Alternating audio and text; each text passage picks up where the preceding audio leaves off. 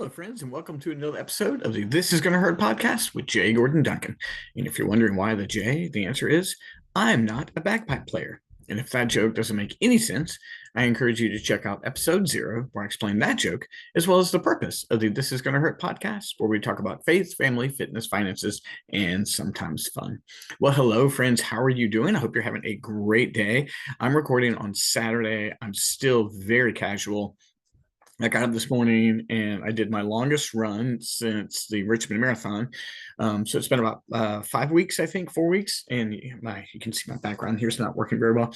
And I did a half marathon just kind of casually. And it was good. I hadn't done a run that long, as like I said, in 4 or 5 weeks. And it was so cold. And since then, I have not gotten warm again. So I'm still in my jacket. I got the beanie on. But I'm very excited to be with you guys. Here we are. If you're listening to this when it's released, it's either Sunday or Monday before Christmas. And I hope that you have some wonderful time with your plan with your family, and I definitely do. Thank you for last week. Last week I did something unique. I released the full audio version of a book about marketing to a target community. It's about an hour and a half long. It was an audiobook that I created a couple of years ago. And I just wanted to share the whole audiobook. I just want to give it to you. You guys have been faithful all year. The podcast has grown, and I really appreciate that.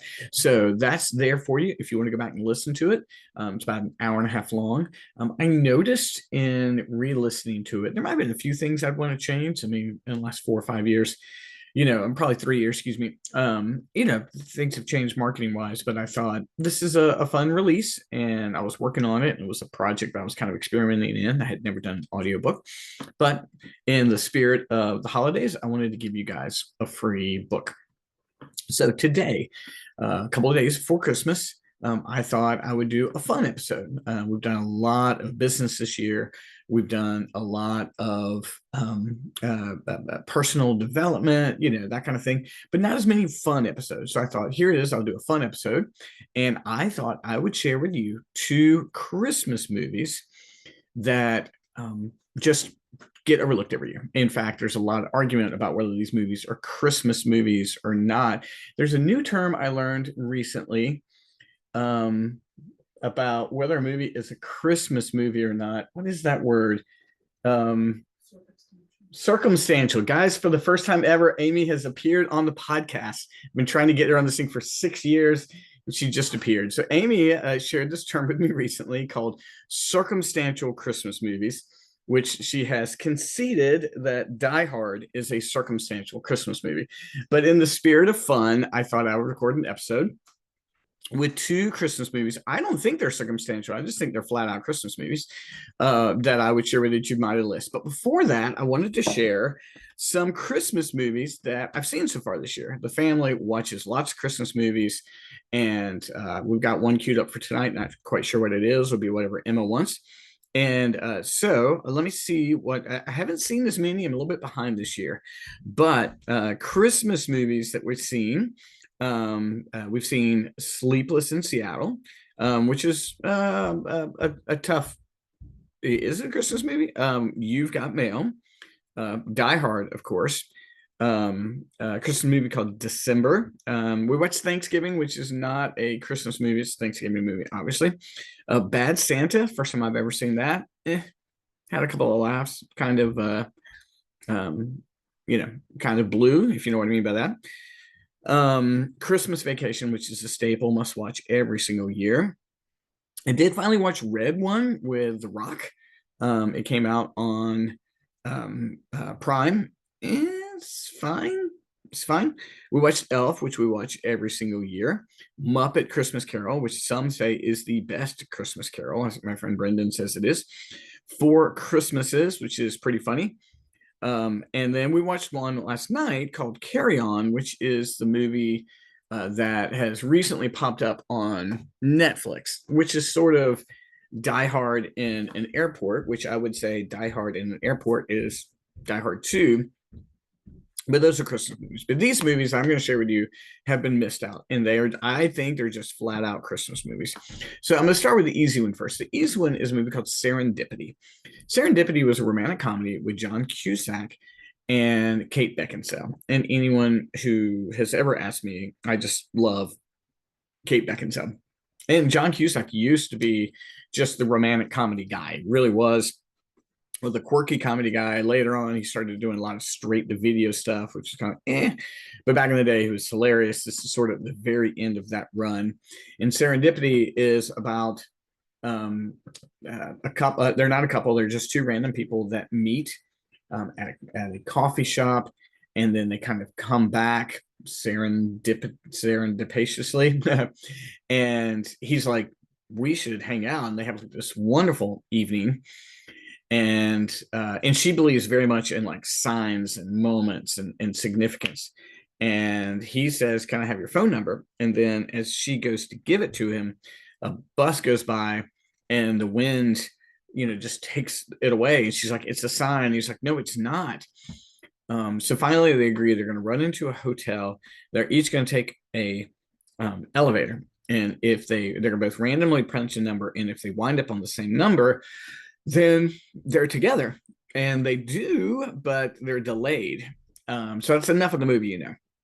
The whole movie is about what serendipity is another word for like meaningful moments, or even like providential, almost planned, fateful moments. And it's a very sweet movie. It takes place over Christmas. Very cute, good rom-com. You're not, nothing to worry about on this one. It's just cute. If a bunch of people have never seen it, I ask people, have you seen Serendipity with John Cusack and Kate Beckinsale? And they're like, no. And I'm like, you've got to see it. Like I said, now these days, John Cusack does a lot of straight to video stuff. And Kate Beckinsale has been an action star. She did the Underworld movies. She released recently a movie called Canary Black, which was a lot of fun. But she's an action star. Don't understand why more romantic comedies aren't coming, but romantic comedies really aren't much of a thing anymore. But if you're looking for a cute romantic comedy Christmas movie, I'm going to suggest you check out Serendipity. Very cute, very sweet movie over Christmas. Now, this next one, I love. This movie has not held up perfectly, but it's a lot of fun. Every year, the two stars of this movie go online and promote it as the missed Christmas movie. And this movie is called The Long Kiss Goodnight. The Long Kiss Goodnight stars Geena Davis of A League of Their Own fame, but she was an action star for a while. And then Samuel L. Jackson. And Samuel L. Jackson is in full Samuel L. Jackson mode here, just all the quips and all the jokes. And it involves a woman. She's got a person, and I believe it's not a husband, but she's got a significant other, and she has a daughter. And they have this very idyllic kind of life. And she's a teacher, and she's even like the belle of the Christmas parade. And as the Christmas parade is being played on TV, there's it switches over to a prison, and there's a convict in there. And when he sees her, he flips out and breaks out of prison, goes and attacks her. And so apparently there was this other life that she led. She has amnesia about much of her earlier life, and she enlists Samuel Jackson to help find out this other life. And it all takes place over Christmas. This is an R-rated movie, so there's profanity in it. It's funny. It falls apart at the end, as many action movies do. But I love it. I watch it every single year. In fact, today I'm doing a lot of work in the basement, and I'm going to watch Long Kiss Goodnight in the background. It's just a fun action movie, and it's a Christmas movie. It's there. It really is. It takes place in the whole premise of the movie is that she is in this Christmas parade, and that's what happens. So I agree with folks that just because Christmas is in the background, it doesn't make a movie a Christmas movie. But when it's the cause of the movie, like for example, the reason that Die Hard is a Christmas movie is because the only reason John McClane and his wife get back together is they're going to celebrate Christmas together, and the whole thing happens at a Christmas party. The movie doesn't happen without Christmas, and so but these are two Christmas movies I think you might have overlooked. Serendipity, a very sweet rom-com with John Cusack and Kate Beckinsale, and the other end of the spectrum is the action movie Long Kiss Goodnight with some comedy in there. And so, if you're looking for over the break to grab these movies, I really encourage you to do it. I know that Long Kiss Goodnight is available on Pluto. And Serendipity, I didn't look up, but I'm sure you can find it somewhere these days. Most movies are available. So share with me some Christmas movies that people have overlooked. I hope you have a wonderful time with your family. Got big things planned. I've got 6 interviews scheduled for next year. I kind of fell off the interview wagon here this year. Really looking forward to that. Going to hear from some friends, some business owners, some Capitalize Your Best clients. And I hope you and your family have a wonderful holiday season. And I'll talk to you again next week.